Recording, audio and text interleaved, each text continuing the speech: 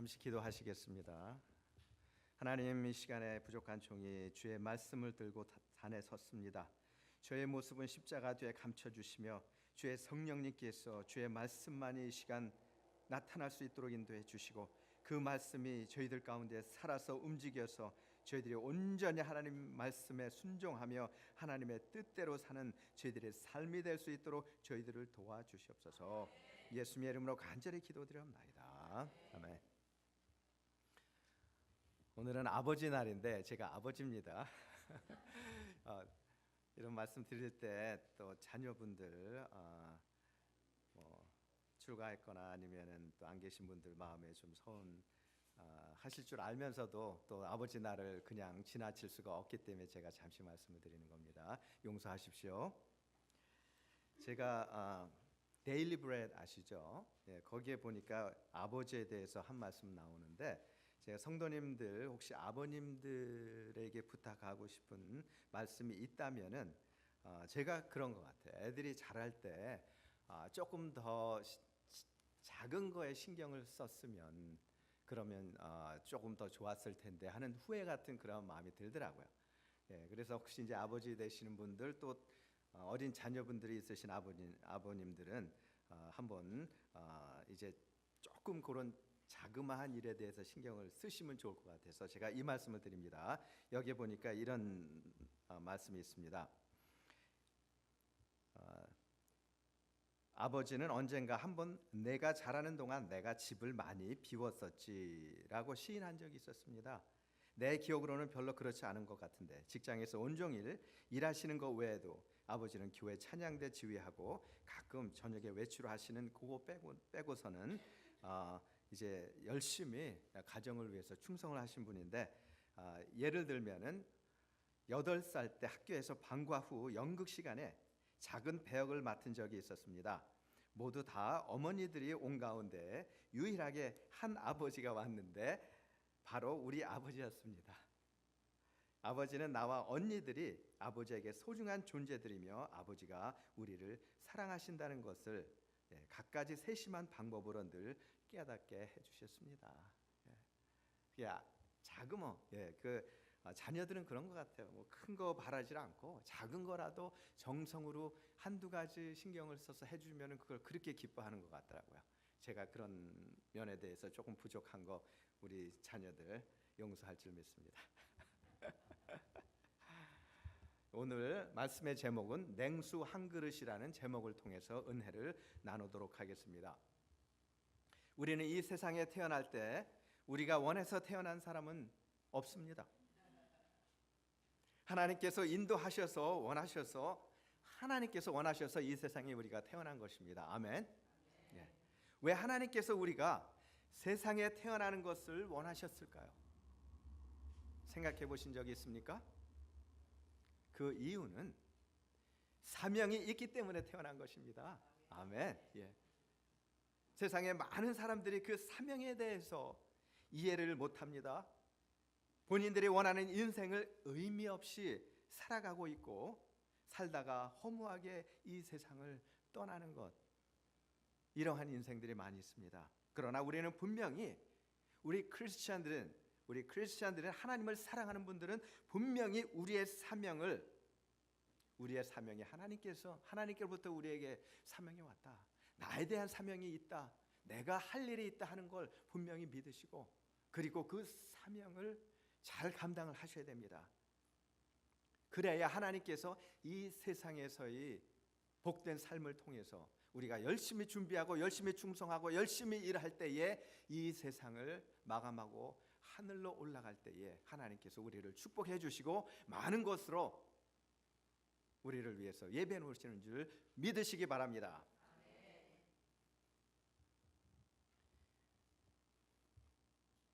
우리가 이 세상에 살면서 사명을 이루기 위해서 주님과 함께 할 때에 주님께서 여러분들에게 사명을 감당할 수 있는 힘을 주십니다. 그리고 보람된 삶을 살 수 있도록 도와주시고 그리고 이제 주님께서 늘 성령님께서 저희들과 함께 하신다는 걸 우리가 믿고, 그리고 주의 말씀대로 순종하고 살려고 할 때에 하나님께서는 매일매일의 우리의 삶을 성공하는 삶으로 인도하실 줄 분명히 믿습니다.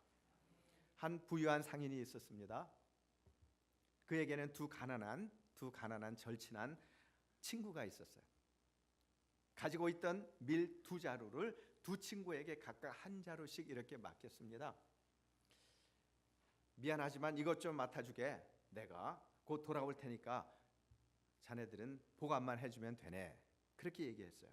그 후 몇 달 뒤에 그 상인으로부터 일이 잘 되어서 조금 더 늦어질 것 같다, 그런 소식을 전했습니다. 그러자 한 친구는 생각을 했어요. 곧 온다는 사람이 어떻게 된 거야? 보관만 해달라고 했으니까 이거 어떡하나, 그냥 놔둬. 에라 모르겠다. 어차피 그 친구가 돌아올 때쯤 되면은 이거는 다 썩어서 못 쓰게 될 거야. 그러니까 한쪽으로 씌워놓지 뭐. 그렇게 했습니다. 다른 한 친구는 일이 잘 되었다는 그러한 소식을 듣고 기쁘다. 우리 친구가 일이 잘 되었다네. 이 밀을 어쩐다. 또 그 친구도 고민을 했어요. 그냥 두면 당연히 썩어서 못 쓰게 될 거고, 이 친구는 언제 올지 모르니까 이걸 어쩐다지. 어떻게 했으면 좋겠나? 하기 싫지만은 방법이 하나밖에 없네. 이 밀을 밭에 심어야 되겠네. 그냥 썩힐 수가 없지 않나? 그래서 결국 이 친구는 그거를 심었습니다. 이 친구는 묵은 냄새가 풀풀 나는 그 자루를 들고 왔습니다. 그 상인은 연락을 했어요. 내가 당신이 준 이 자루를 이제 열심히 일을 해서 내가 수확을 해보겠다.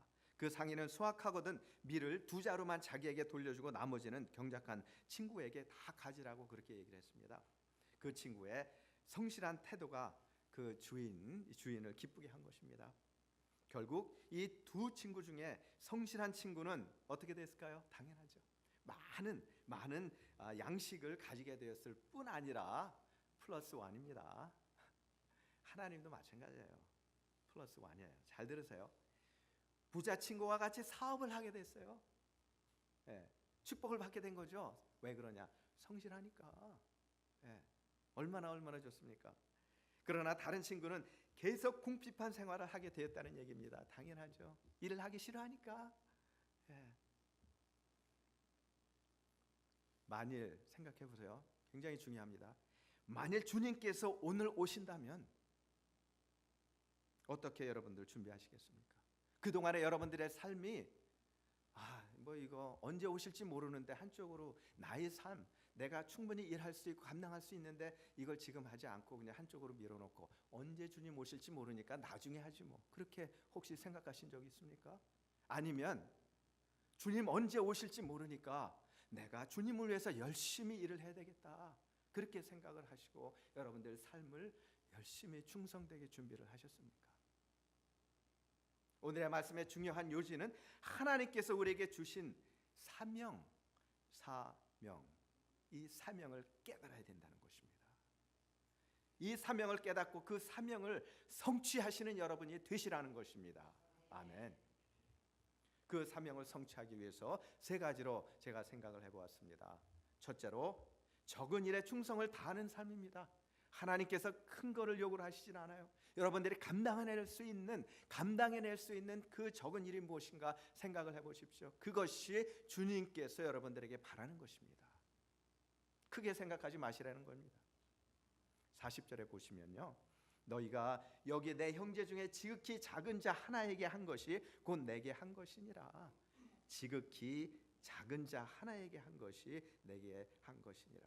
지극히 작은 자에게 큰 일을 하겠습니까? 작은 것이겠죠. 그러나 그것을 내가 원한다.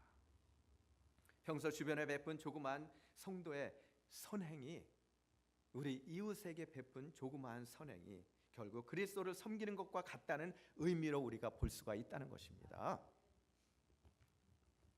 마태복음 7장 21절에서 22절을 보니까 무서운 말씀이 있습니다. 마태복음 7장 21절 22절입니다. 나더러 주여 주여 하는 자마다 다 천국에 들어갈 것이 아니요 다만 하늘에 계신 내 아버지의 뜻대로 행하는 자라야 들어가리라. 네, 얼마나 무서운지요.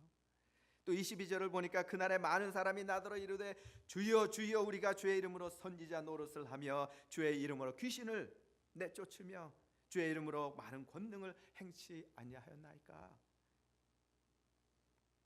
이때 내가 저희에게 밝히 말하되 내가 너희를 도무지 알지 못하니 불법을 행하는 자들아 내게서 떠나가라 하리라. 떠나가라 하리라.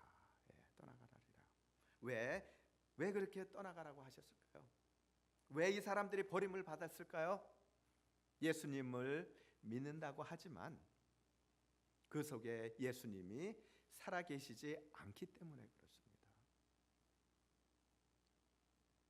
그런 사람 주위에서 보셨습니까? 신앙은 갖고 교회는 나가지만은 그 삶이 예수님께서 그 마음에 그 삶에 함께 하시지 아니하는 그러한 삶을 사는 사람들도 가끔 있습니다. 저희는 거기에 속하면 안 되겠습니다. 저희가 현재 매년 하고 있는 자선단비 자원봉사를 예로 들을 수가 있겠습니다. 제가 LA에 있을 때 한국 사람들을 대상으로 자선단비를 했습니다. 그리고 말씀드렸지만은 알래스카 앵커리지에 있을 때 거의 미국 사람들을 대상으로 저희들이 또 열심히 자선 낭비를 했어요. 5년 동안. 앵커리지에서 자선 낭비를 할 때 앵커리지에서요. 첫째로 자원봉사 하시는 분들이 많이 계셨어요. 네. 소방관들 또 일반 시민들 정말 커뮤니티를 사랑하는 그런 분들이 있었어요. 또 교회 나가시지 아니하는 분들 중에 커뮤니티를 사랑하는 미국 분들이 또 많이 계셨어요. 그런 분들이 또 자원봉사를 하셨습니다. 이분들은 비록 적은 2시간의 자원봉사 그러한 시간을 본인들이 투자하셨지만은 이 봉사로 인해서 조금이나마 어려운 사람들과 도움이 필요한 사람들에게 도움이 되고자 이분들이 자선봉사를 한 거예요. 또 한 가지 불의의 사람들, 자선 낭비에 돈을 넣는 사람들의 다른 점을 또 저희들이 배웠습니다. 어떤 사람들은요 1불이라도 정성으로 준비했습니다. 그리고 정성으로 이렇게 넣는 것을 저희들이 볼 수가 있었어요. 아마 여러분들 자원봉사 하신 분들은 그런 거 느끼셨을 줄 압니다. 어떤 사람들은 동전을 꺼내요. 그리고 거기에서 25전짜리 제끼고 그 다음에 10전짜리 제끼고 그 다음에 5전짜리 제끼고 페니들만 이렇게 해가지고 거기에다 이렇게 넣는 분들이 또 계셨습니다. 또 어떤 사람들은 그러한 눈으로 쳐다보는 사람들이 있어요. 물론 감사해서 쳐다보는 사람들이 대부분이지만은 간혹 가다가 오직 못 났으면 여기서 적선이나 하고 있느냐 하는 눈초리로 쌀쌀맞게 보면서 그냥 지나가는 사람들도 있었어요. 자선 낭비는 내 자신을 위해 적선하는 것이 아닙니다. 우리는 우리의 형제 자매를 위해서 자그마나 작은 힘이지만은 이것을 노력을 해서 우리의 커뮤니티를 돕고 어려운 사람들을 돕고자 하는 그러한 일입니다. 히브리 속담에 이런 말이 있다고 합니다. 하나님은 명사보다 부사를 더 좋아한다. 과연 이게 뜻이 무엇인가? 명사보다 부사를 더 좋아한다. 이 말은 일의 결과보다는 일을 해 나가는 동안 얼마나 열심히 일을 했나를 보신다는 겁니다. 비록 결과가 좋지 않아도 뭐 그럴 리는 거의 없지만은 그럴지라도 열심히 우리가 일을 한다면, 열심히 여러분들의 인생을 산다면 결과에 관계없이 하나님께서 여러분들을 도우신다는 얘기죠. 그리고 축복해 주신다는 말씀입니다. 하나님께서 보시는 우리의 인생도 같습니다. 하나님은 우리에게 있어서 더 중요하게 생각하는 것이 결과보다는 그 결과를 위해서 얼마나 성실하게 우리가 노력을 했나를 보신다는 것입니다.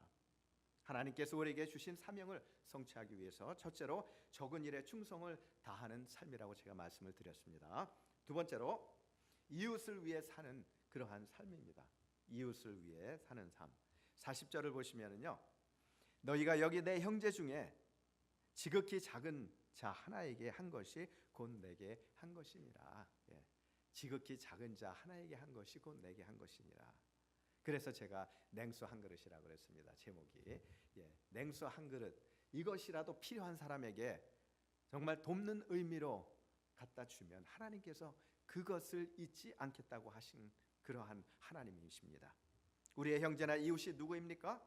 우리는 지극히 작은 자를 찾을 때 어디부터 찾습니까? 고아원 가십니까? 때로는 멀찌감치 이렇게 가십니까? 그것도 중요하죠. 그렇지만 더 중요한 게 이웃부터 찾아보셔야 될 것입니다. 내 이웃.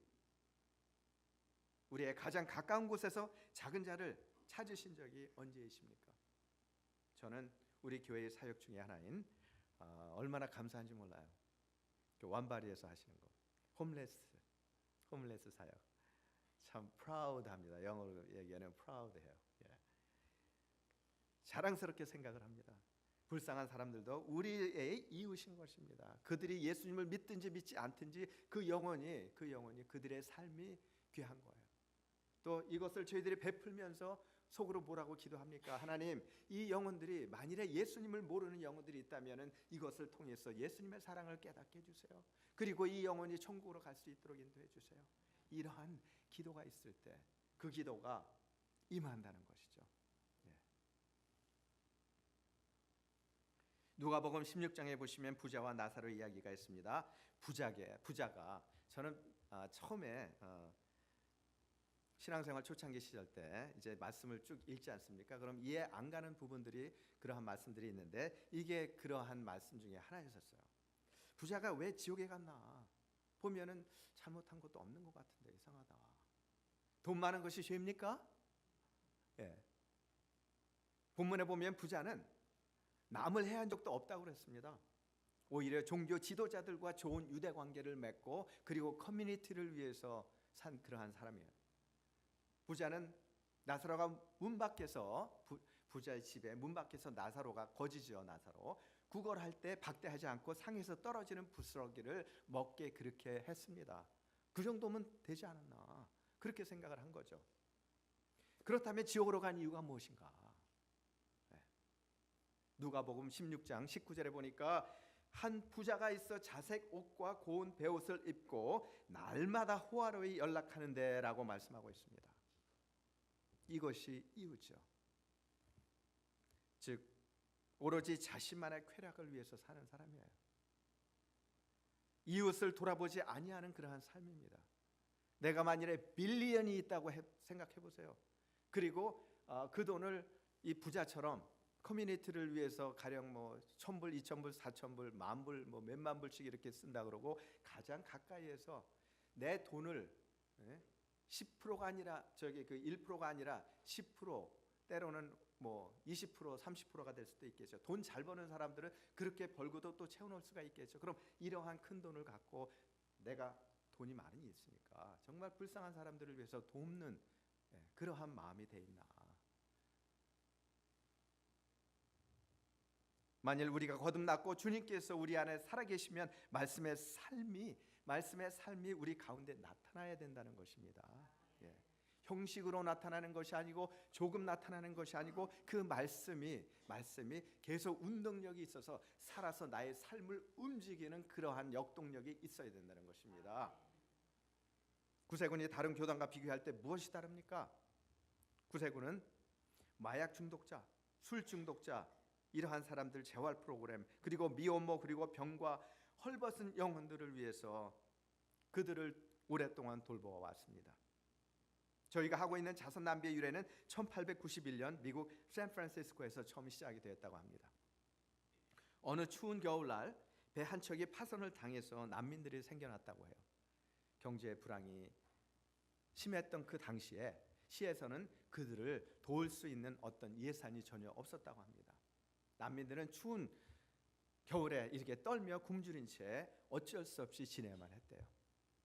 그때 구세군 사관 조셉 맥피 정위가 이를 안타깝게 생각하면서 도울 방법을 찾고 기도하고 하던 중에 자신이 영국 리버풀에 보았던 부둣가에 놓였던 자선을 위한 심슨의 솥을 기억을 해낸 것입니다.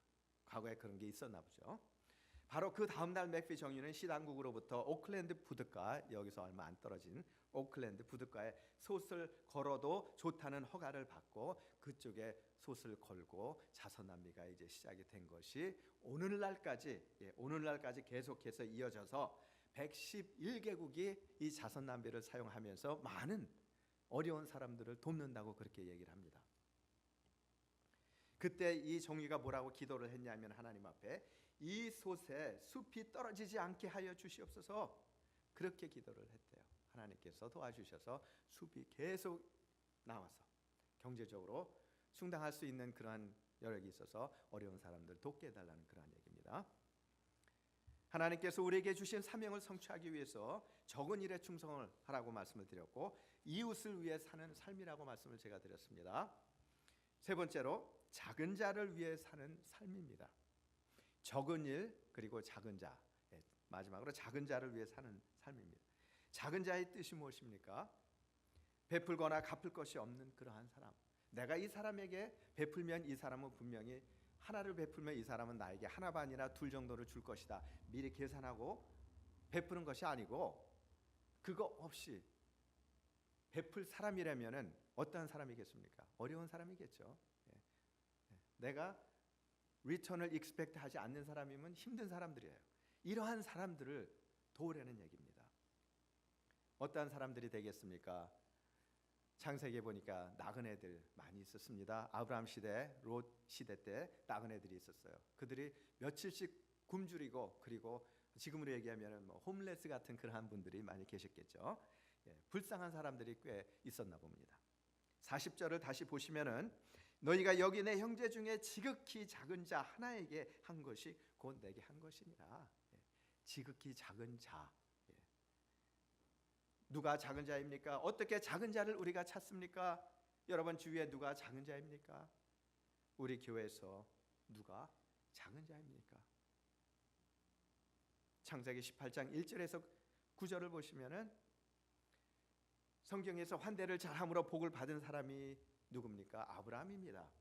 이 아브라함도 가축을 키우면서 살아가는 유목민이에요. 아주 거부가 아니고 힘들여서 돈을 벌고 그걸로 생활하고 또 인부들한테 싹쓸 주고 그리고 생활하는 사람들이라는 것입니다.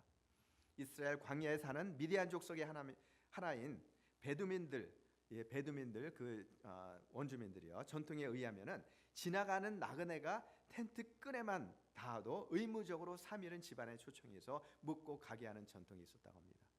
다시 말씀을 드리면 인심이 후한 그러한 시대에 믿지 아니하는 하나님을 모르는 사람들도 정말 인심이 후해서 많은 사람들이 서로 도우면서 살아가고 있는 그러한 환경에서 살았다는 것입니다.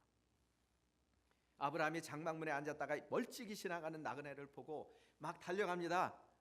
한번 생각해 보세요. 나그네들이 있는데 나그네들이 지나가는데 멀찍이 지나가는 나그네를 보고 달려가요. 어느 누구가 아니 내가 베풀어야 되고 내가 돈을 주어서 그 사람들 양식을 채워야 되는데 어느 누구가 달려가겠습니까? 이걸 보면서 야 아브라함은 정말 특별한 사람이구나. 축복을 받을 수 있는 그릇이 정말 든든하게 준비된 사람이구나. 우리 그러한 마음이 있습니까? 뛰어가서 그 사람에게 내가 은혜를 베풀고 그 사람에게 필요를 채우려고 하는 사람 얼마나 되겠습니까? 달려가 영접하여 집안으로 초청을 했습니다. 그리고 그들을 환대했습니다. 그리고 이제 더 보시면은 사라에게 아브라함이 뭐라고 얘기하냐면 고운 가루를 가지고 떡을 만들라고 그렇게 부탁을 했습니다. 그것만 있는 게 아니에요. 아내가 만든 떡과 함께 버터와 우유를 곁들이고 그 다음에 하인에게 명령하기를 짐승떼에 달려가서 기름지고 살진 송아지를 잡아서 요리를 해라. 그리고 가져와라. 이 나그네들을 이 홈레스들을 우리가 대접을 해야 되겠다. 그리고 극진히 대접을 한 겁니다.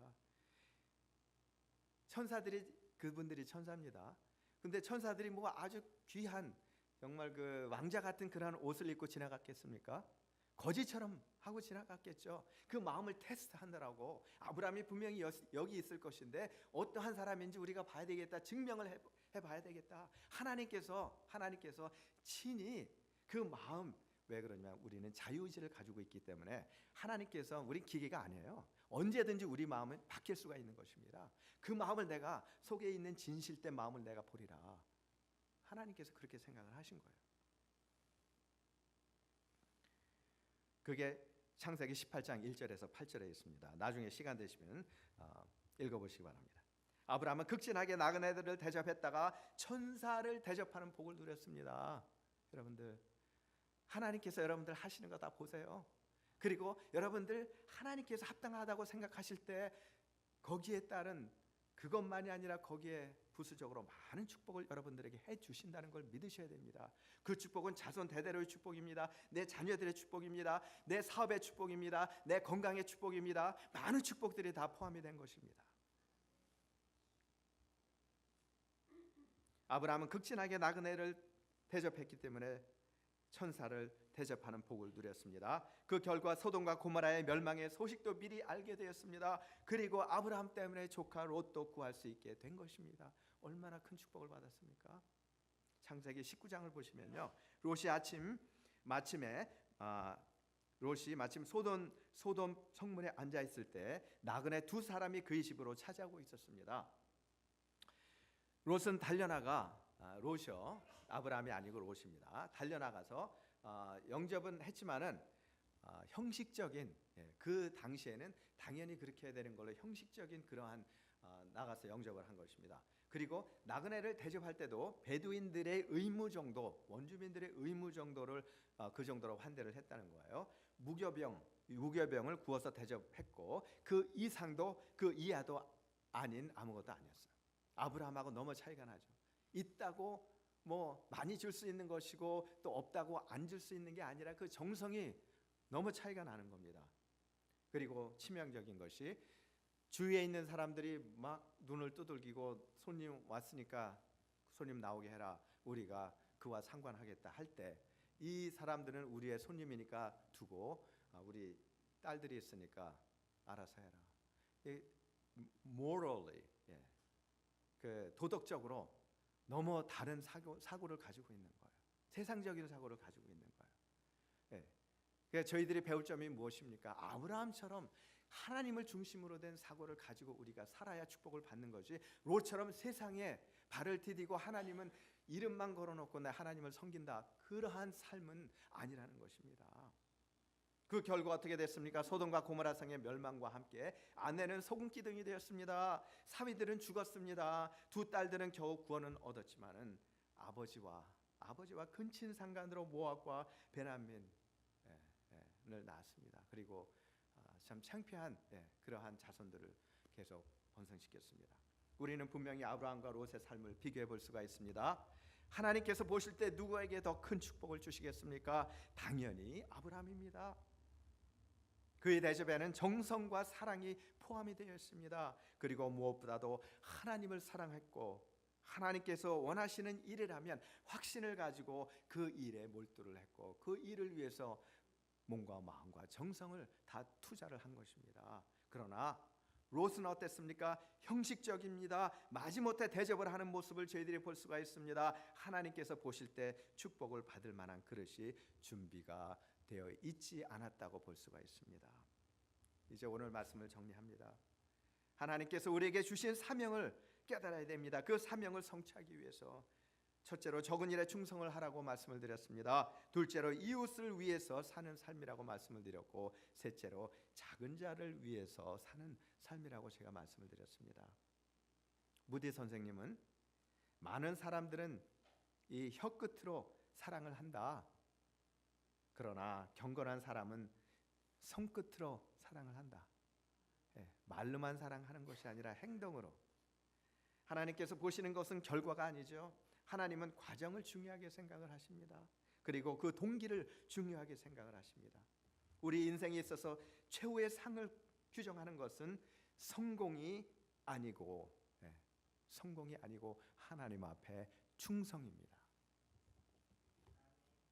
성도 여러분, 이제 오늘 주님께서 우리에게 주시는 말씀처럼 적은 것에 충성하며 우리 이웃을 우리의 몸처럼 사랑하되 혀끝으로만 사랑하는 것이 아니라 이제 손끝으로 우리가 사랑하셔서 하나님 앞에 모두 여러분들 다 각자가 인정받으시고 이웃에게 인정받으셔서 온전한 축복을 누리시는 여러분들, 또 여러분들 가정, 여러분들 자녀가 되시기를 예수 그리스도 이름으로 축원드립니다.